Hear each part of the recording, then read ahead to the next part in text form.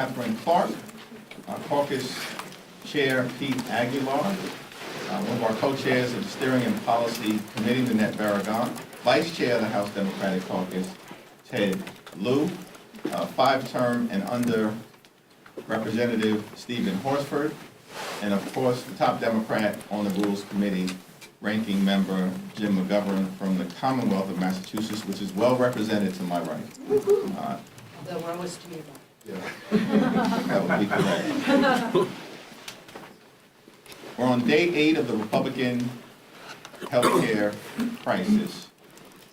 A crisis that has been visited upon the American people for months and is causing great devastation to working class America, rural America, suburban America, small town America, the heartland of America, urban America, and black and brown communities all throughout America.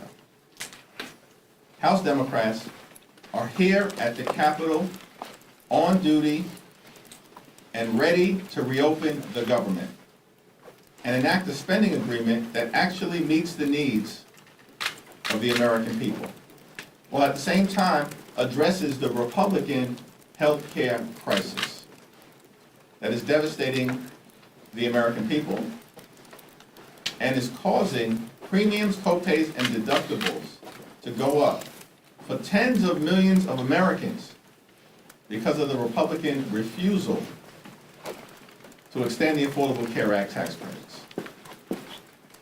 We're asking everyday Americans from all across the country to share your story about the premium increases that you are experiencing with your member of Congress, with your United States Senator, and certainly with any of us.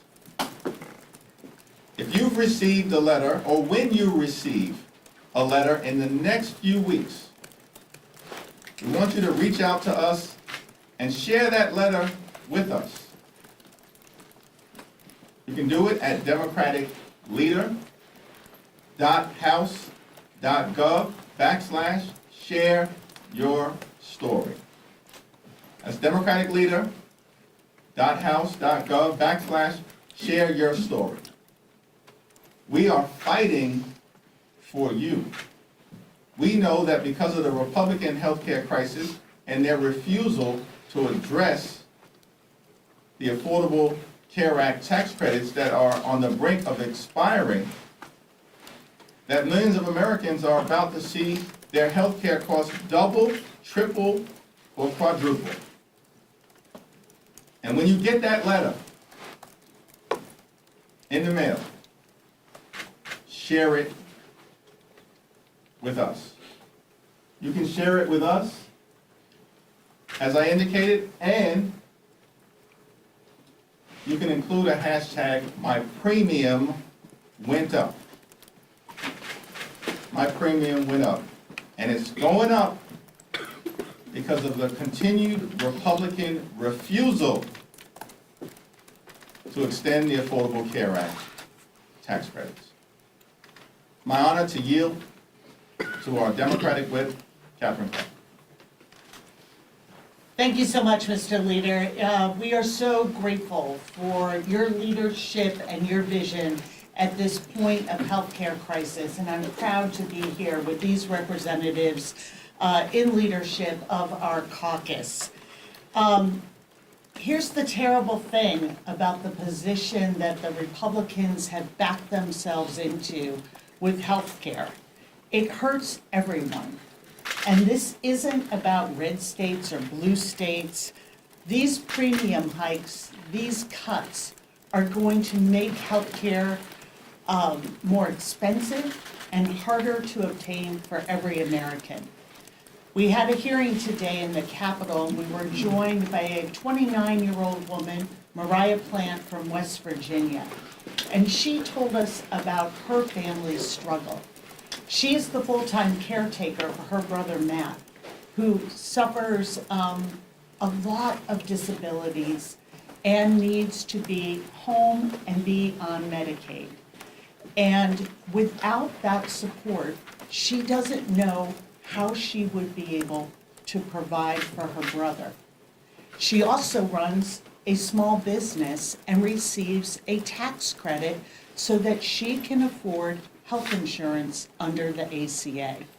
So she is looking at potentially a cut to Medicaid that jeopardizes her ability to care for her loved one and her family, and in the immediate future, a steep rise in premiums and no ability for her to make that up. Her budget simply doesn't stretch that far. Like most Americans, she doesn't have that extra hundreds of dollars lying around a month to be able to afford health care. And that was the story from West Virginia. And as I look in my district, as premium notices are coming out, a couple in Massachusetts that makes $88,000 a year is looking at having their premium doubled. If we go to Speaker Johnson's hometown of Benton, Louisiana, that same couple making $88,000 will see a tripling of their premium, 3 times. That could be around $23,000 a year for that couple to pay. People can't afford that. 60% of families in this country cannot meet the basics, cannot afford the basics for their family. And these sort of dramatic jumps in premiums are what is going to pull them under. So here we are, and we implore the Republican Party, go talk to your neighbors and hear their anxieties about what's happening to their health care, what's happening in your shutdown you're imposing on them, and get on a plane and come back to Washington and get to work in reopening this government and protecting health care and the American worker.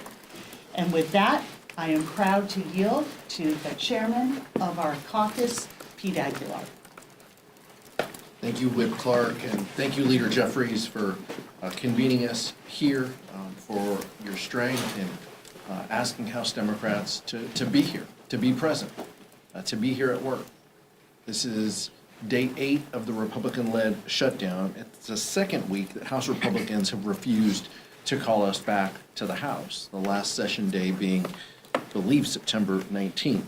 Rather than tackling the most pressing issues facing our nation, including the rising costs of health care, Republicans are running from their responsibilities. By failing to negotiate with Democrats to extend the Affordable Care Act tax credits, Republicans are guaranteeing that they are exacerbating this health care crisis. Take, for example, Iowa's 1st Congressional District, represented by Congresswoman Mariannette Miller-Meeks. This, by the way, is the same member who said she'll hold town halls when hell freezes over just this week.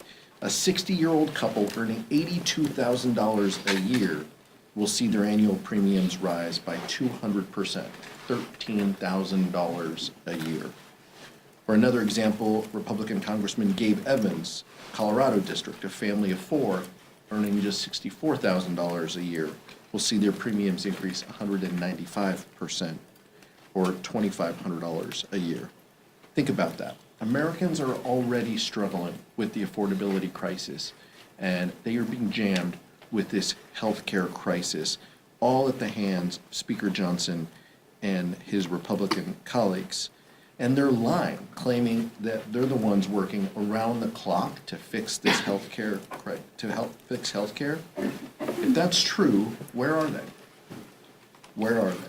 Well, Democrats are here trying to solve this crisis that they created with their big ugly bill. The American people are smart enough to know that who is responsible for their health care costs going up. I hope that Republicans will wake up, that they'll do the right thing, and that they'll work with us to keep health care costs down. Turn it back over to Leader Jeffries. Thank you, Chairman Aguilar. We've also been joined by Susan Del Bene, the chair of the Democratic Congressional Campaign Committee. Questions? Thank you so much.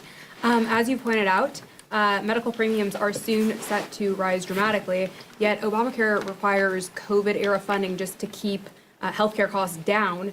Doesn't this prove Obamacare was ultimately a failed policy fix for healthcare? And how can Democrats be trusted to fix healthcare when Obamacare was ultimately the solution here? The overwhelming majority of the American people, including Republicans, support the Affordable Care Act because it's a vital part of providing health insurance coverage to working class Americans, middle class Americans, and everyday Americans. Republicans are peddling a lie that the current structure of the Affordable Care Act relates to the COVID-19 pandemic. It has nothing to do with the COVID-19 pandemic. The Affordable Care Act tax credits were put into place as part of the Inflation Reduction Act. That's what we're talking about. Lowering the costs for hard-working American taxpayers at a moment when the Republican healthcare crisis is skyrocketing the cost of living related to premiums, co-pays, and deductibles. And by the way, we have a cost of living crisis in the United States of America, and Republican policies are making worse. Donald Trump and the Republicans spent all last year promising to lower costs on day one. Costs aren't going down, and the American people know it. Costs are going up. Inflation is going up. The Trump tariffs are adding thousands of dollars a year in additional expenses at a moment when everyday Americans are already struggling to make ends meet. And now Republicans have shut down the government rather than extend the Affordable Care Act tax credits to try to make health insurance more affordable, which is why Democrats are in this fight on behalf of the American people. Hey, bro. Leader Jeffries, what do you make of Speaker Johnson canceling House sessions this week, and when will you call for the House? When do you think he'll call for the House to return? House Democrats were here last week. House Democrats are here this week. House Democrats will be here next week. House Republicans are on vacation right now. That's extraordinary. They canceled votes last week. House Republicans have canceled votes this week. We haven't been in session since September 19th. And on that day, Republicans got out of town before sundown, never to be seen again. As we approach the government shutdown and are now in day 8 of the Trump Republican shutdown. And these extremists don't even want to show up to work when they're requiring hardworking federal employees to show up to work without pay because of the Republican shutdown. And so we've repeatedly made clear we will sit down as Democrats anytime, any place, anywhere with anyone, our Republican colleagues, either here in the Congress or go back to the Oval Office to reopen the government, to enter into a spending agreement that actually makes life better for the American people and that addresses the Republican health care crisis. I don't know if anyone else wanted to add. Yeah.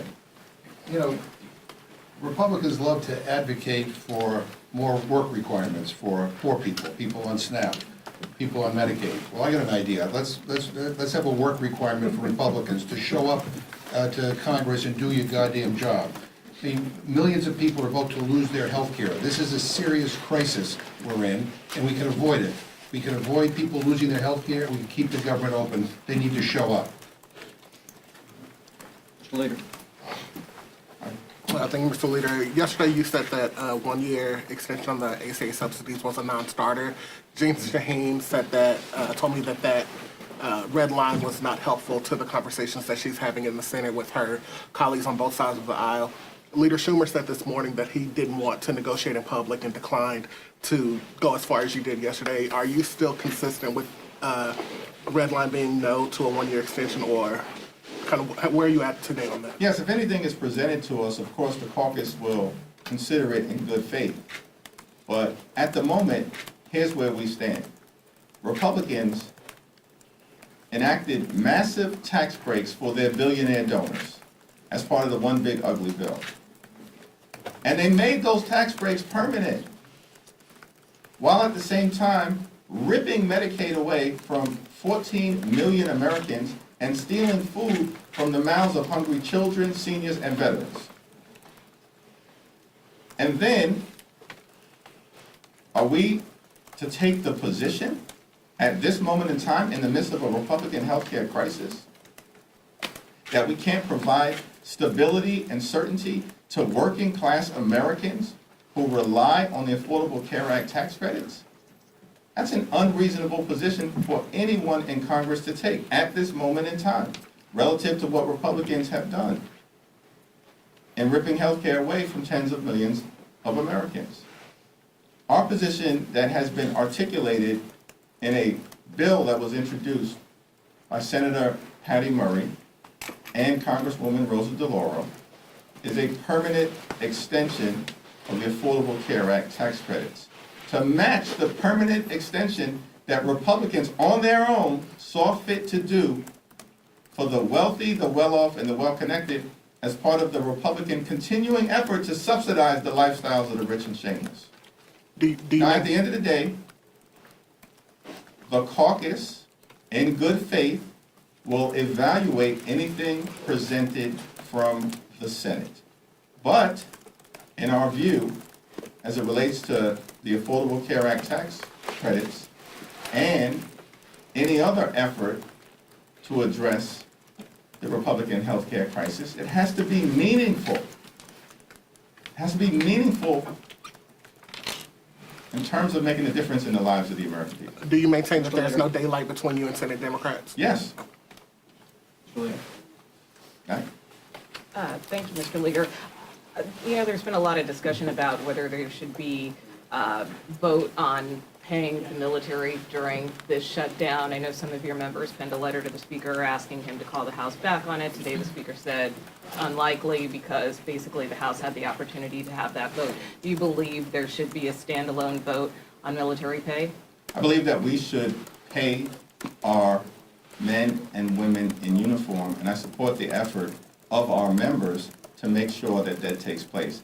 And shame on the Republicans for remaining on vacation and even refusing to pay our troops because of their continued effort to gut the health care of the American people, which they're putting above even the men and women of the U.S. military. I don't know if Katherine, I'll take you on address this. Go ahead. Having served active duty in the U.S. military, it is insane not to pay our troops. Some of them are in high-risk missions, and you want them thinking about whether they can get paid, whether they can care for their family. You don't want them focused on that. You want them focused on our national security, and this is going to affect our national security. House Democrats are here, Republicans are on vacation. They need to come back and work, and we need to pay our troops. I would just add that Mike Johnson sort of doubled down on this and showed their callous disregard for the Americans involved in their shutdown. Because what he said was a vote to give funding to our troops so they don't miss a paycheck while serving our country would be a show vote. A show vote? I can't imagine anything more disrespectful. And it's just insight into how they are viewing this. You take the deal we are offering to the American people, and the Republican deal is we take your health care away in order to pay for permanent tax breaks for the very wealthiest people. And if you don't take that deal, we're gonna shut down government. And we're not even going to come to work while we are telling hardworking Americans who serve the public, you've got to go to work and not get paid. But us, we'll get paid and not show up for work. That's how little regard they have for the American people and what they're going through. And this entire system and this entire shutdown is based on their allegiance to the very wealthy. And American families are not making it. And every day they make life harder and more expensive. And you can see it in the way they toss aside payment to the troops as a political stunt, some sort of showboat. This is something that we have come together in a bipartisan way at the beginning of every shutdown and voted to do. That is what we do when we are in these terrible situations of a government shutdown. And the fact that they don't do it tells you exactly how they regard our troops and the American people. Mr. Lee, will you call Speaker Johnson and implore him to swear in Adelita Grijalva? We have made clear privately and publicly that Representative Adelita Grijalva should be sworn in immediately, without delay. Mike Johnson swore in 2 Republican members of Congress immediately after their April 1st special elections were concluded during a pro forma session when no one else was even around. And that was done by Republicans because they wanted to jam their one big ugly bill down the throats of the American people so they could rip away health care, steal food from children, and enact massive tax breaks for their billionaire donors. Republicans acted with great urgency to swear in 2 right-wing members of Congress to do in the American people in order to reward the wealthy, the well-off, and well-connected. But now, at this moment, Representative-elect Adelita Grijalva, who won by much wider margins than those 2 Republican members, there is no dispute or controversy relative to her election. And so many of us are asking the question, why the delay, Mike? What's the delay with respect to Representative-elect Adelita Grijalva? Does it have anything to do with Republicans' continuing effort to hide the Epstein files from the American people? Inquiring minds want to know. Third row. You? Oh, that is, sorry. I got that right. Third row. This is actually for Whip Clark, if you could address this, and Leader Jeffries, feel free to as well. Just curious what steps you're taking right now to make sure that back pay for federal furloughed workers is guaranteed under the 2019 law. We have already taken the steps necessary because, as you pointed out, that is the law that Speaker Johnson voted for. So we know what the law says, and we know that we cannot continue to stand by when the President of the United States says, you know what we're going to do? We're going to continue to make an already painful shutdown even more painful. You know, sort of on the theory that, you know, until morale improves, the beatings will continue on the American people. And it's all about harming workers.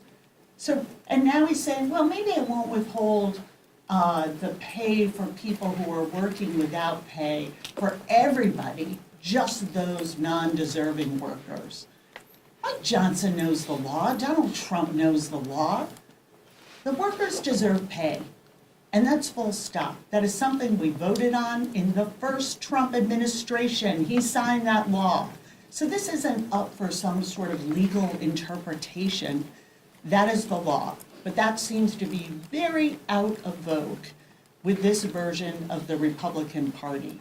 But the law is clear, and we are going to stand here for workers who are being put in the position of having to show up for their jobs and do their work without pay or be sent home and furloughed, and hope that the Republicans come back to Washington and end their shutdown and get people back to work. I want to give Nanette Barragan an opportunity to respond to the Representative-elect Adelita Grijalva situation. Nanette, of course, is the immediate past chair of the Congressional Hispanic Caucus. Well, thank you. I want to echo the leader's remarks and say, look, the Congressional Hispanic Caucus is at the largest it's been. We're going to add a new member. She was duly elected. She's ready to work. She's been showing up here. It's a real disservice, and I think a slap in the face to those constituents that voted for her, that she's not being sworn in to be able to do her work as an official member. And of course, we know that she is set to be the last signator on the discharge petition. So I continue to implore the Speaker to do the right thing. I believe he said yesterday he would get it done, and then they walked it back. But we have a Latina from Arizona who's ready and able, and let's not disenfranchise those voters as they have to sit and wait until the Speaker thinks, this political game ends. We should all really call on him to swear her in immediately. Thank you, Leader. A follow-up on a question that was asked before. We talk about how these subsidies are needed to keep premiums low, and I think there is a question in a lot of people's minds that if these subsidies are truly needed to keep those premiums at that level, does that signal that there are reforms needed to the ACA to lower premiums in general? It's incredibly important to make sure that we extend the Affordable Care Act tax credits for working-class Americans, middle-class Americans, and everyday Americans. People like Mariah Plant, who we heard from earlier today. She's a 29-year-old from a rural part of West Virginia, a state that Donald Trump won by 41 points. Mariah is a small business owner who gets her health care through the Affordable Care Act, and that's made affordable by the tax credits.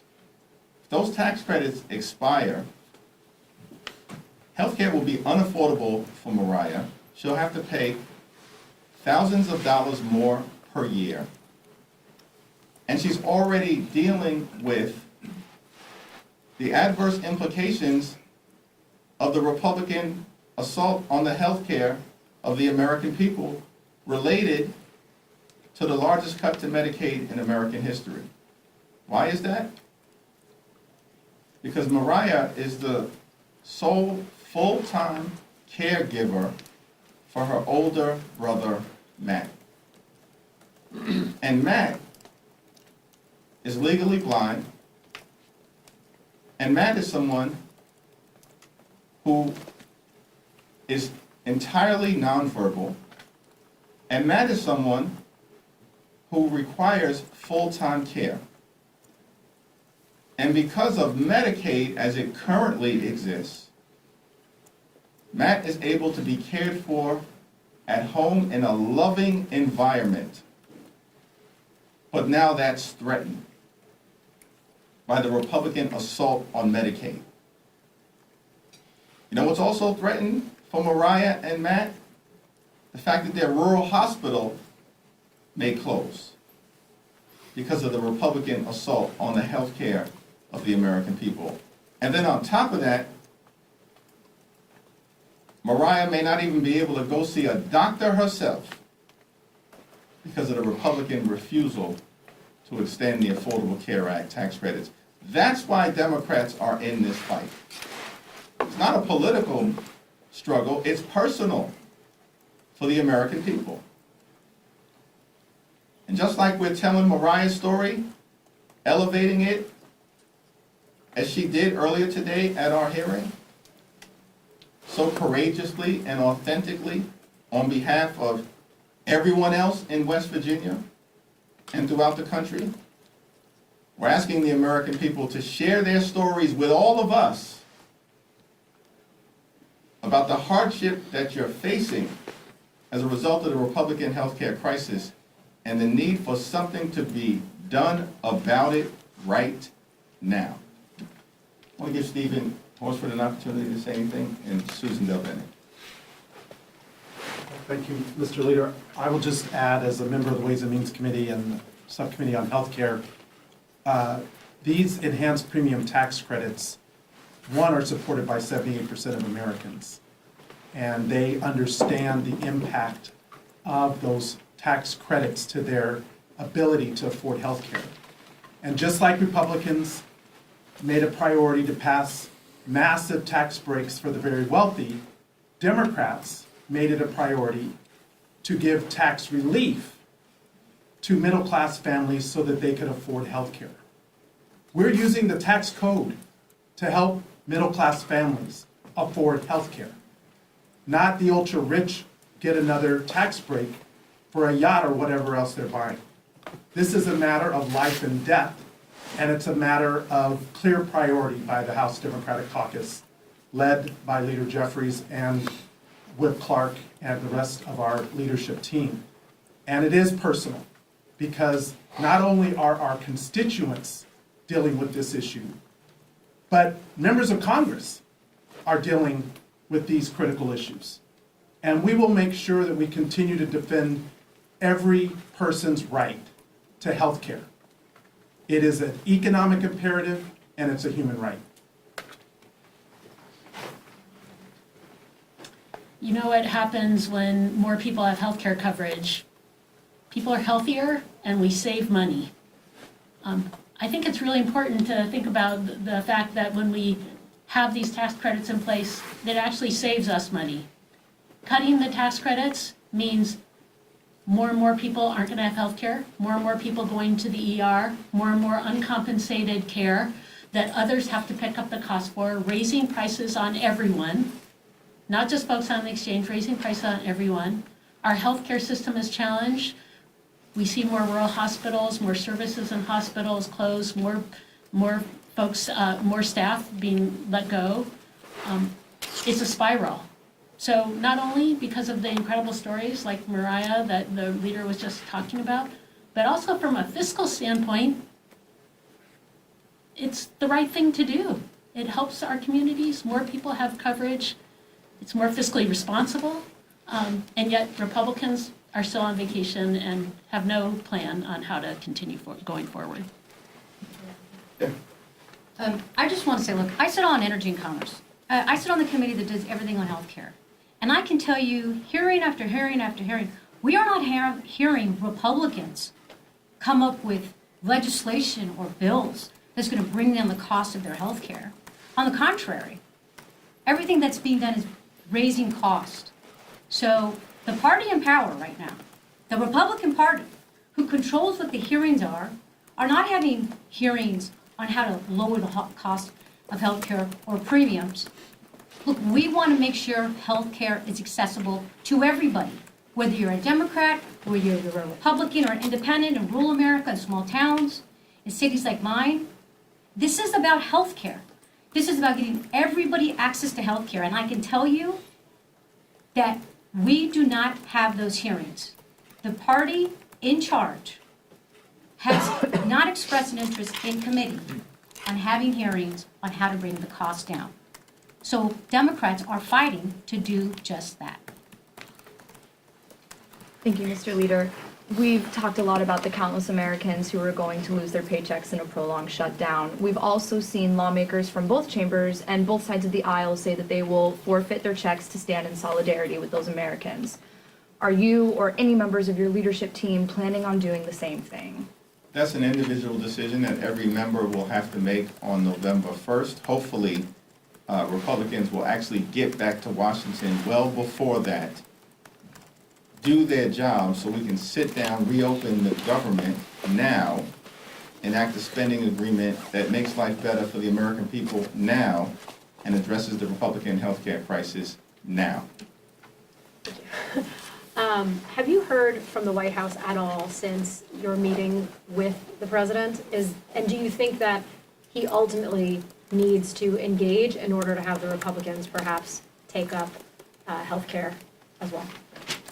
In the White House meeting that we had last week, I made clear to the president, with Johnson and Thune sitting right there, that the reason why Leader Schumer and I demanded this meeting is because at the end of the day, nothing's going to happen on the Republican side unless Donald Trump tells them to do it. The Republicans here in Congress have long ago abandoned the notion that they're part of a separate and co-equal branch of government. They don't see their jobs that way. They function like functionaries, like wholly owned subsidiaries of the Trump administration. And all they've done all year, these Republicans here in Capitol Hill, is to rubber stamp Donald Trump's extreme agenda. That's raising costs on the American people and ripping health care away from them at the same time. If we're going to get a resolution here, we need presidential leadership. That's what Donald Trump himself said 12 years ago in 2013. If a shutdown happens, the buck stops with the president. This is now the second time that the government has been shut down under Donald Trump, and he's in the Presidential Witness Protection Program. He's nowhere to be found. He's got time to be on the golf course, but apparently doesn't have time to sit down with Democrats in the House and the Senate to reopen the government. Thank you, everyone. Thank you. 2-game series now. Told you what was going to happen yesterday. Go Mariners!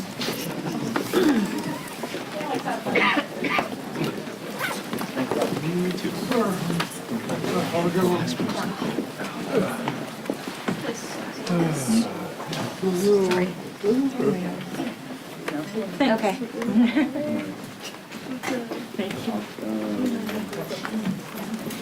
You go that way. I was wondering where you were.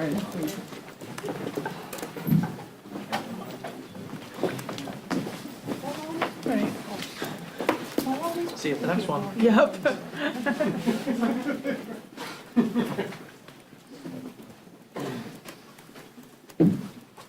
Hey,